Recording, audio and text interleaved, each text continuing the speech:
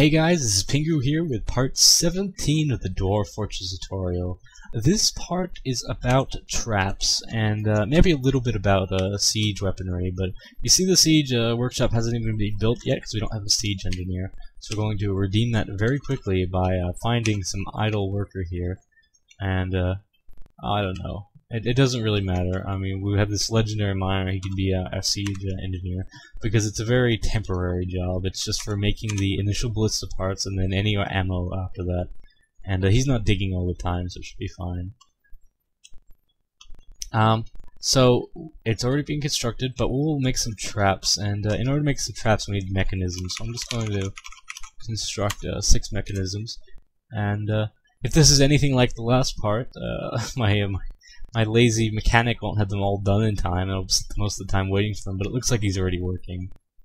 Hopefully the bins have been coming in, and you see everything. I've got a lot of beds around. You guys, I haven't even built these bedrooms yet, and I have idle workshops here. Just actually, take what you've got from the last tutorial and build those.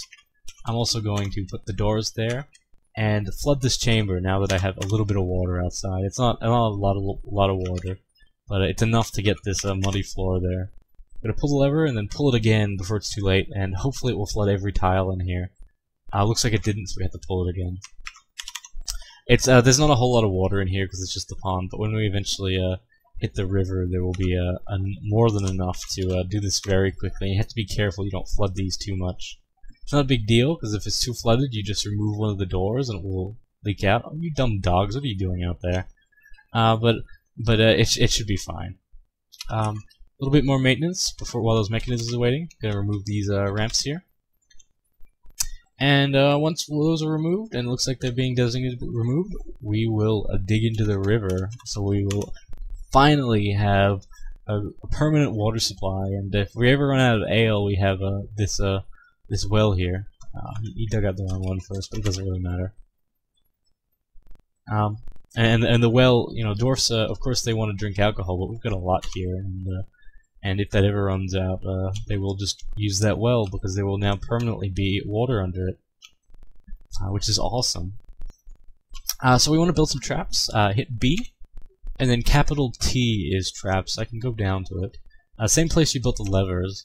A few of these are traps, a few of them are just accessories. Of course, the lever's not a trap, but a stonefall trap is the most basic and not all that useful, except for it probably our stage in the fortress. It just takes the mechanism, and one of the dwarfs will go build it, and all it does is when an enemy steps on it, it will drop a rock on their head. That's simple, and we'll have to keep going, getting these rocks, because the rocks will break when they drop on somebody. But otherwise, it's very simple. We have another mechanism. We go down here. We have a weapon trap, and place that. And this, of course, uses a mechanism and allows you to put as many weapons as you want into it. So maybe we want let's just put one of these spears in here. You can have up to 10 weapons in here, and they're actually specific weapons designed just for weapon traps. So spear is probably not going to work as well as a large serrated disc, as we can build later if I show you. But hit D done with that, and they'll go build that as well. They'll just take that spear, set up the trap. I could use the spear for other things, but I'm going to eventually use that steel when I have have enough of it, if that ever happens, to make some weapons and armor. So I don't have to worry about holding on to those weapons too long.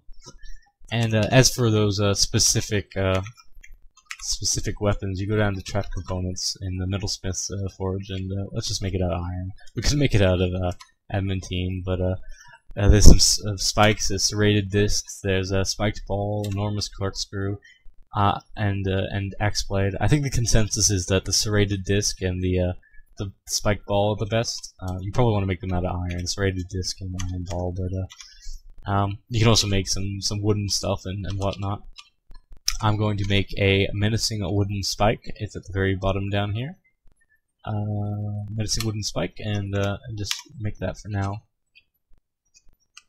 Do we have enough? Oh, the siege workshop's up. We want to make 6 ballista parts. You require 3 ballista parts to make a ballista. Any 3 parts. I don't think we have them made already. I'm kind of getting a deja vu here, but no, that was last take when I when I went 11 minutes long because that stupid mechanic wouldn't make things fast enough. We get some migrants. Nothing interesting except this guy. He's a wound dresser and suturer. He could be quite useful as a medical, just as a doctor. I don't see any professions that I really need right now. Like I really want a diagnostician. You can go over it, but you see how there's a lot of migrants.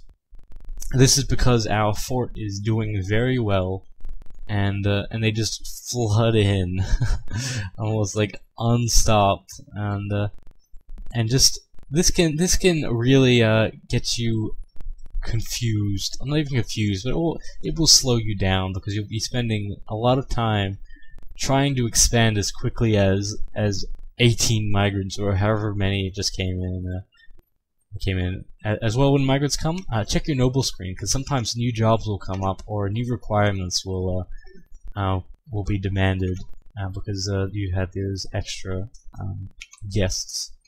So hit capital T for traps. And we want our pressure plate. Pressure plates have a few options. You can set what things trigger them. You can make water trigger them, magma trigger them, or creatures trigger them. And you can see how the top 2 could be very good for complicated traps. So say if there's water in a room, you can have the pressure plate trigger it so a door opens or something, a sewer gate or whatnot, or even or a lot of other fancy things. But we just want creatures trigger it. Now you can specify if civilians trigger it. I forgot to mention as well, tame animals will not trigger any of these traps, nor will your civilians unless you specify. And you can also change the weight of the creatures that trigger it. So right now, one-humped camels and whales and everything upwards. Whales will do it, really? And great white sharks will trigger it. Whatever. Default should be fine. It's enough to trigger it for a lot of races. And we're also going to make an upright spear spike, although that's not constructed yet, so we can't do that. So the spikes will not work on their own. They will require something to trigger them first. That's why we have that pressure plate there. The pressure plate does nothing on its own. It only works by triggering something. In this case, the spike. So when somebody steps on the pressure plate, they will get impaled. And it's kind of mean, but it's what it takes to defend our fort. Is it done yet? Yeah, it is done. And we're just going to build it there. You can also put 10 of them, just like the weapon trap, but we're just going to hit done, selecting. You can also just put these in random places, like maybe at the bottom of a pit, and I don't know, use some water to wash some enemies down there, and have them land their ass first on a giant wooden spike. It will do a lot of damage, but I think the fall will actually do more damage. Yeah. That's some giant creatures can only really be killed that way.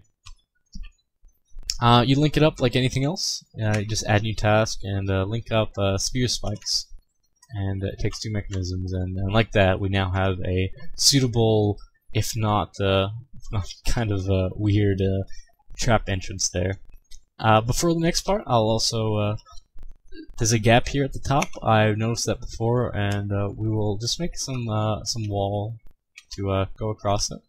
So you see when it's too short, it says it needs walkable perimeter. But if we go all the way across now, we have supported this wall here. We'll make it out of microline, and also the floor. So even though there's nothing underneath, we can designate some floors and make it out the rest of the gypsum for color-coded correctness. And so our archers that will eventually stage up here, once we've finished all these fortifications, which I recommend you do, we'll be able to walk around and shoot down at things, and you don't have to go all the way around, even though there is quite clearly a gap here. That's all for now. We will use these ballista parts that we have constructed, or almost constructed. We'll also make a few wooden arrows, simple wooden ballista arrows. We'll just make 4 of them for now. And that's it. We'll see you in the next part, and hopefully we'll be closer to our steel being created. It looks like we've actually even made 1 bar already. That's progress. You can find it. I want to find it. That's a big deal. Do I see it? No. Where's my steel? Okay, don't worry about it. That's probably in here. Probably in here. Where's my steel? That's pig iron, pig iron. I don't want pig iron, I want steel. There we go, steel bars. There's 2 of them, because yeah, I explained it. That's it. And it's for this part. See you next part.